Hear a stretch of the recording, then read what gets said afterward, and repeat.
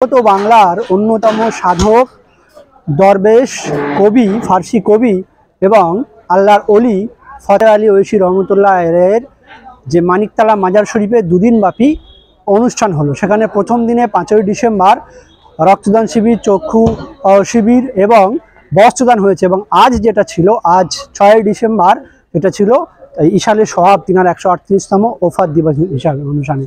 এখানে আজ রাজ্যের বিভিন্ন জেলা থেকে, বিভিন্ন বাংলার গ্রাম প্রান্ত থেকে মানুষ এসেছেন এবং তারা যে বাংলার অন্যতম ফুরফুরা শরীফের দাদা হুজুর কেবলার যে পীর ছিলেন আবু বক্কর, তার যে গুরু সেই ফতেহ আলী ঐশী রহমতুল্লাহ ছিলেন।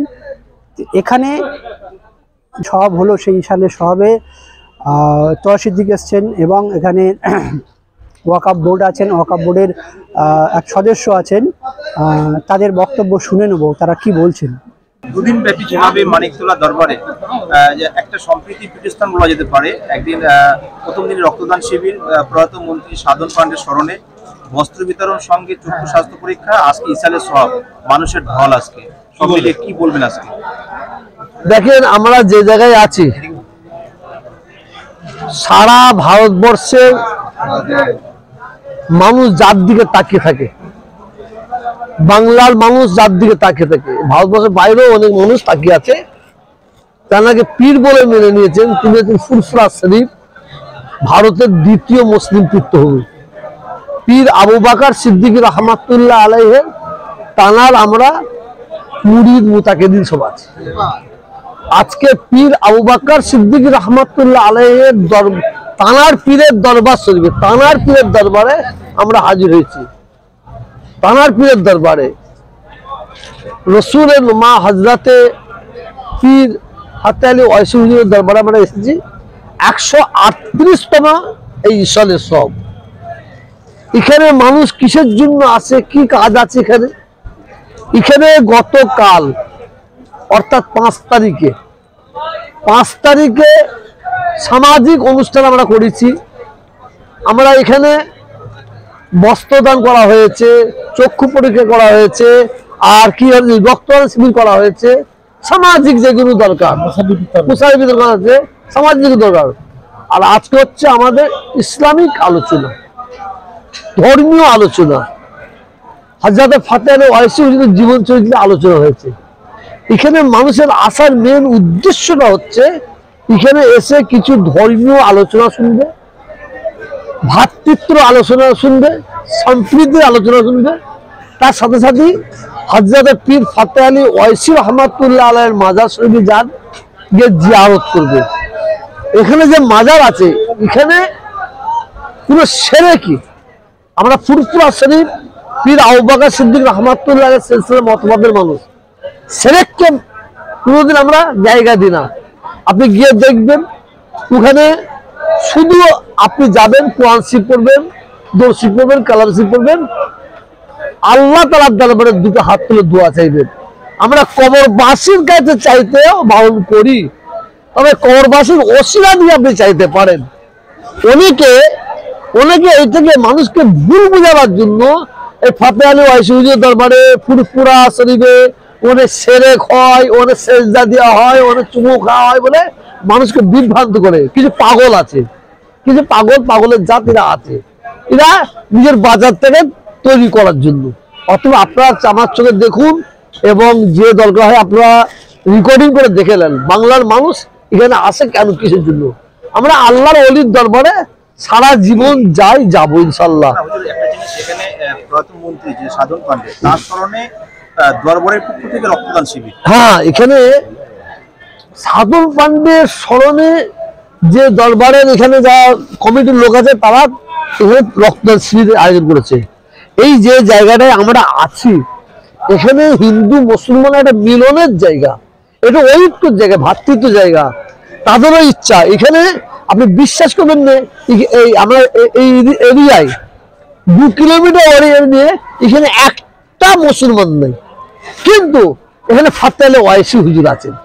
এখানে আমরা হিন্দু মুসলমান আমরা সবাই মানুষ আছি।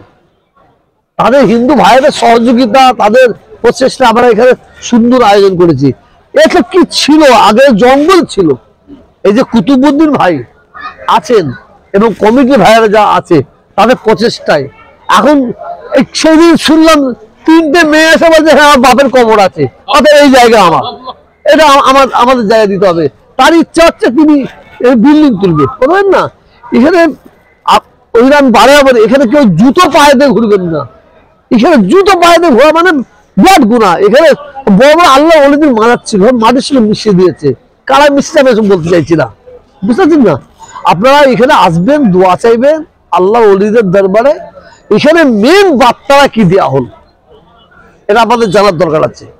মেন বার্তাটা দেওয়া হলো 5 ওয়াক্ত নামাজটা পড়তে হবে, ফরজ রোজা রাখতে হবে, ধনীদের হজ করতে হবে, যাকাত দিতে হবে, ইসলামের হুকুম, শরীয়তের মা বাপের খেদমত করতে হবে। আর আমাদের প্রত্যেককে মনে রাখতে হবে পৃথিবীতে যত বড়ই পীর থাকুক না কেন, মা বাপের চেয়ে বড় পীর আর কেউ নাই, মা বাপের চেয়ে বড় পীর কেউ নাই। অতএব আমাদের মা বাপকে বাদ দিয়ে অন্য পীর টানাটানি করে কোনো লাভ হবে না। আর আল্লাহ মাহবুব বান্দার দরবারে যাব, আর এখানে শিরকের বিরুদ্ধে আমরা আলোচনা করব, আপনারা শুনেছেন। দাদা, দুদিন মিলে যে প্রোগ্রাম এই বছরে প্রথমেই একেবারে শুক্রবারে ইসলামের সওয়াব আর যেভাবে মানুষের ঢল, কি বলবেন? প্রথম দুদিনের যে দরবারের ঐতিহাসিক ইসালের সওয়াব আমরা করলাম, সেই ইসালের সওয়াবের কমিটির পক্ষ থেকে সারা রাজ্যব্যাপীকে আন্তরিক সালাম ও মোবারকবাদ জানাই। আমরা এবছরও নয় গত বছরও করেছিলাম। আমাদের একটা উদ্দেশ্য যে আমরা ছোট থেকে শুনতাম যে মোজাদ্দেজামান দাদা হুজুর পীর কেবলা রহমতুল্লাহ পীর মানিকতলা জঙ্গলে শুয়ে আছে, এই কথাটাই আমাদের কাছে একটা বড় বাধা হয়ে দাঁড়িয়েছিল। আমরা যারা কমিটি আছি তারা একটা সবাই মিলে কাঁধে কাঁধ মিলে আমরা একটা অঙ্গীকারবদ্ধ করেছিলাম, এই মানিকতলায় জঙ্গলে শুয়ে আছে এই কথাটাকে কাটতে হবে। এই কথাটা কাটার জন্য আজকে এই জায়গায় এসে আমরা দুদিন প্রোগ্রাম করছি। কিন্তু এই প্রোগ্রামের মাধ্যম দিয়ে আমার পীরজাদা তোয়া সিদ্দিকী সমস্ত বিষয়টা বলে দিয়েছে, আনুষঙ্গিক আমার আর কিছু বলার নেই।